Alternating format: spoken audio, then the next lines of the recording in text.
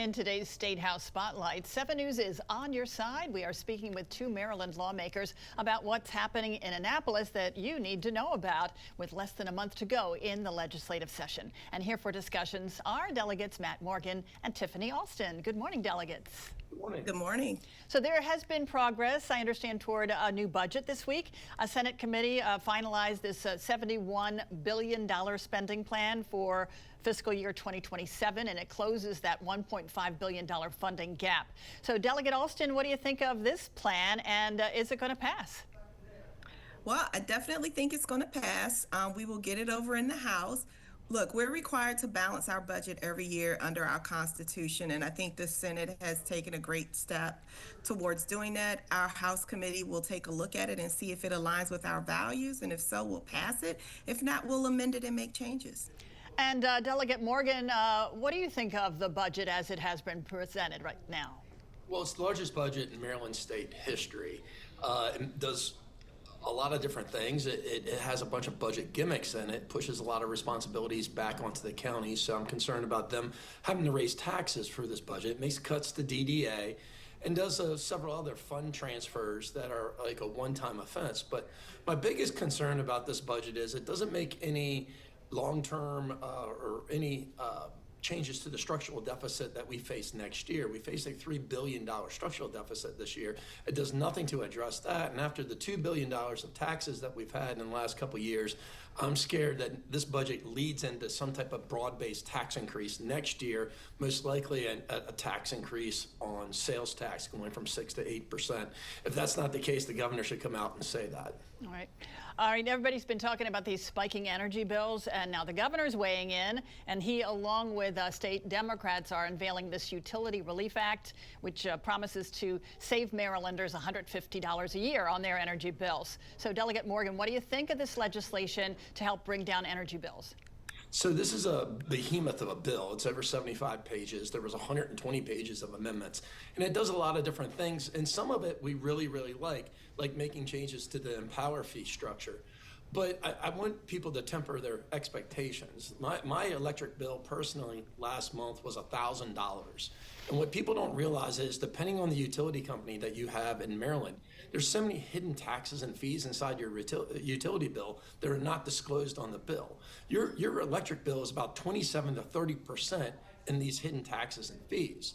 So on my $1,000 bill last month, $300 was in taxes and fees, and the governor is saying I should be grateful for getting $12.50 of my own money back.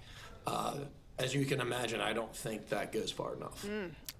And Delegate Alston, what are you watching with the energy bill, and where is the money going to come from to pay for it? So they're going to be taking money out of the Strategic Energy Investment Fund, known as SEIF, and I think that is a good idea to move that money so that people can get relief now. Every ratepayer is going to save up to $150 a year. It's not a lot, but it's a start.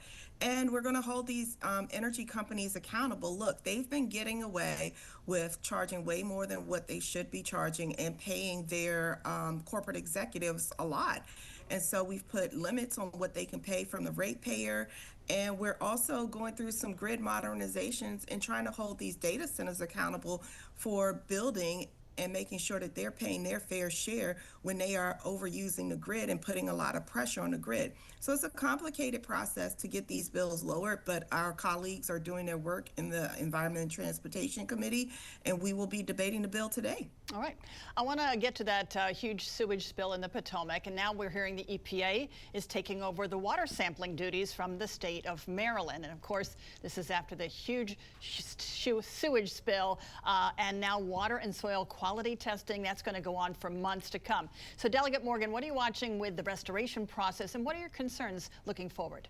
Well, in my opinion, Maryland and D.C. have totally screwed up the situation. I'm happy the feds are taking it over. Right now, I trust the EPA more than I trust MDE and Washington Water to get this problem solved. And my biggest concern going into the spring and summer months is, I was at a restaurant this weekend. Nobody was eating shellfish. Look, I think we have a huge PR problem going forward And you know, I hope that the EPA can get a hold of the situation, bring some transparency to it. I hope it's not as bad as what we fear, and we can get back under our life back underway. And Delegate Alston, what are your concerns?